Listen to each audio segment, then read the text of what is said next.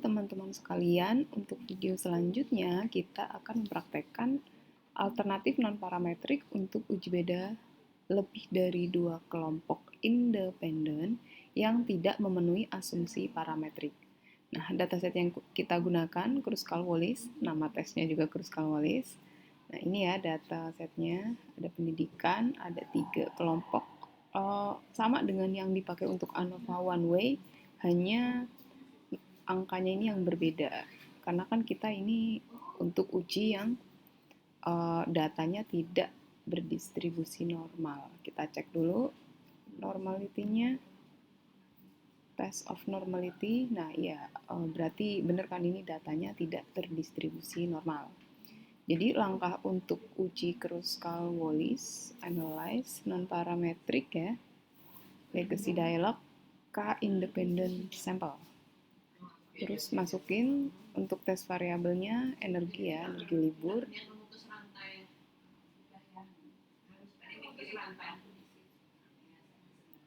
Terus kemudian untuk pendidikannya itu di grouping.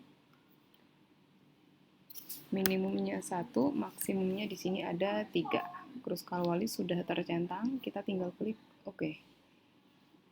Output yang dibaca, kita lihat tabel yang tes statistik paling bawah.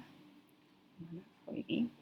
Nah, p-value-nya itu yang SIG itu 0,017. Ini P dari Kruskal-Wallis atau P dari uji utama. Yang maknanya, sudah saya tulis ternyata.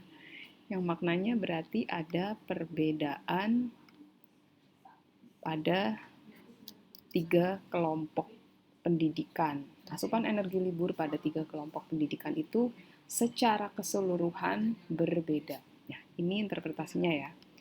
Nah, jadi ini secara keseluruhan berbeda.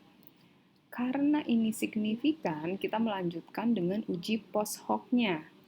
Nah, untuk post hoc setelah Kruskal-Wallis itu menggunakan uji Mann-Whitney. Ini agak beda ya dengan ANOVA yang uji post hoc-nya bisa langsung gitu. Nah, kalau Mann-Whitney itu berarti kan ngujinya per kelompok gitu. Nggak bisa kayak ANOVA yang keluar semuanya langsung. Nah, kita pakai pakai Mann-Whitney U, dan ini dilakukan antar pasangan kelompok. Kemudian di sini di praktikum kita pakai koreksi Bonferroni untuk p-value dari post hoc-nya atau Mann-Whitney. Jadi nanti p-value-nya enggak 0,05. Ini mirip dengan post hoc ANOVA. Jadi 0,05 dibagi pasangannya itu ada berapa yang diujikan. Nah, kalau ada 3 berarti hasilnya 0,017. Nah, langkahnya itu post hoc Kruskal-Wallis dengan Mann-Whitney. Kita mulai dari ini ya, analyze. Sama kayak uji Mann-Whitney non-parametric, terus kemudian legacy dialog to independent sample. Nah, sekarang kita masukin ini, salah ya. Awalnya kayak gini, yang masuk ke tes variabel yang numerik untuk groupingnya pendidikan, kita tulis grupnya, misalnya kita pendidikan rendah dan menengah dulu. Continue, Mann-Whitney tercentang, oke. Dan lakukan untuk pasangan lain. Kan tadi kita baru yang ini ya. Baru yang ini udah, terus kemudian sekarang yang rendah dan tinggi. Sama, analyze non-parametric legacy to independent sample. Ininya kita ganti 1, 3. Oke. Mann-Whitney sudah tercentang ya. Oke. Satu kali lagi, non-parametric legacy dialog to independent sample. Diganti ininya saja. Sudah tercentang. Oke. Nah, sekarang kita lihat outputnya. Kan ada 3 ya. Ini Kruskal-Wallis, ini Mann-Whitney U. Berarti yang paling awal yang ini. Outputnya tes statistik. Itu yang teman-teman lihat tes statistik. Oh ya, ini yang di panah merah ya. Ini berarti. Jadi untuk yang ini dapatnya berapa? P sama dengan 0,273. Jelas tidak signifikan ya. Terus untuk yang kedua, tes statistik, P-nya P sama dengan 0,019. Ini tidak signifikan karena lebih dari 0,017. Terus yang ketiga, coba kita lihat yang paling bawah berarti 0,034. 0,034. Jadi, kan pakainya alfa, kita copy ya. Ini hasilnya. Nah, interpretasi dari ini tadi outputnya, maaf kelewatan ya. Tes statistik dan ini yang two-tailed. Hasilnya kita coba copy. Ini hasil post hoc. Lihat p-value-nya itu kita bandingkan dengan koreksi Bonferroni, semuanya lebih dari.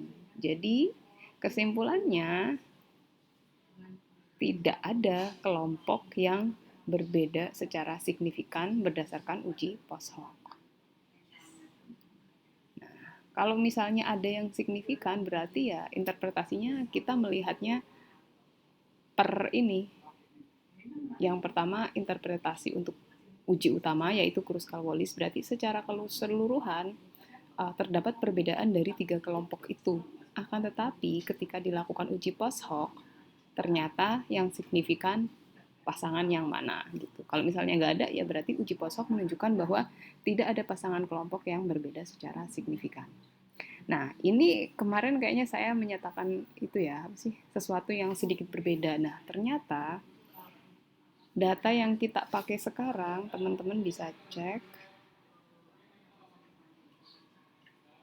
Ada berapa nih? Ada 45 dan jumlah kelompoknya itu tidak sama ya.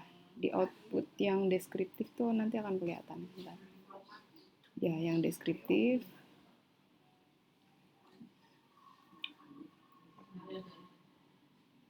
Ya, ini. Jadi, ini datanya memang jumlah orangnya tidak sama gitu. Dan tidak normalnya itu sangat-sangat ya sangat miring gitu. Tidak normalnya tidak normal sedikit.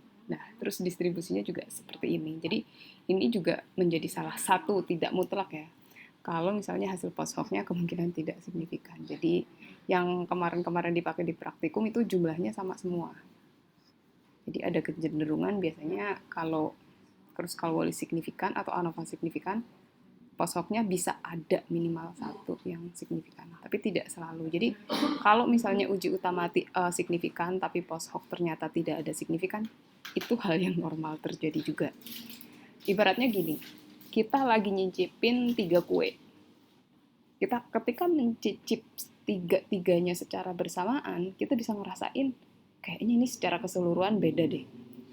Tapi ketika dicicipnya dua-dua, misalnya kue pertama dan kedua, mungkin kayaknya ini nggak beda gitu.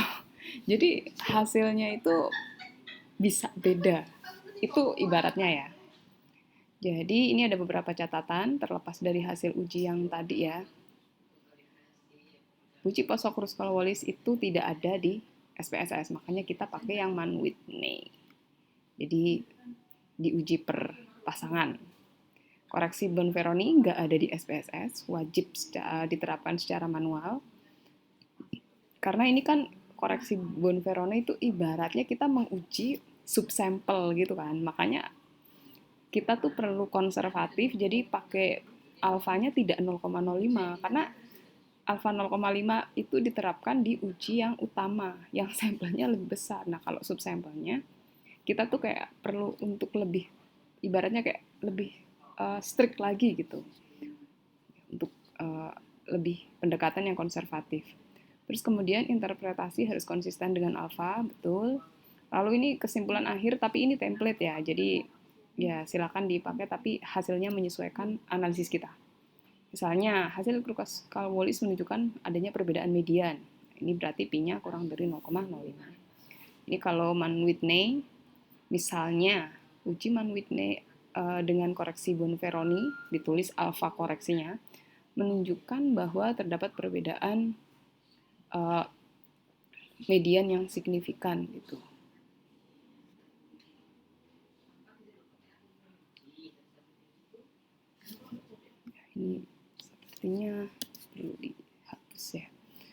jadi ini kalau misalnya Kruskal-Wallis itu tadi yang Mbak Whitney typo, harusnya dihapus itu. Nah, ini Kruskal-Wallis, terus kemudian uji post hoc-nya itu. Kalau misalnya ada perbedaan yang signifikan pada semua kelompok. Terus, ini hanya template teman-teman, jadi belum tentu yang data yang kita analisis seperti itu. Kemudian kita kembali overview lagi ringkasan alurnya. Yang pertama mengidentifikasi outcome-nya, pastikan numerik dan kelompoknya lebih dari 2. Terus cek asumsi parametrik, jika terpenuhi pakai ANOVA one way, kalau tidak signifikan analisis selesai, kalau signifikan ke post hoc.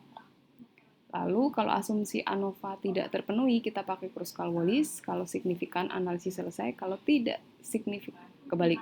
Kalau tidak signifikan analisis selesai, kalau signifikan post hoc. Uji Mann-Whitney interpretasi. Nah, tadi ini sedikit sudah saya singgung ya. ANOVA dan Kruskal-Wallis adalah uji untuk membandingkan lebih dari kelompok. Keduanya itu merupakan uji global, yang artinya hanya memberitahu perbedaan secara umum, bukan kelompok mana yang berbeda dengan kelompok mana. Nah, ini tadi sudah ya, repetisi lagi. Jadi hasilnya, uji global bisa signifikan, maksudnya ANOVA atau Kruskal-Wallis. Tapi post hoc bisa tidak signifikan. Ya.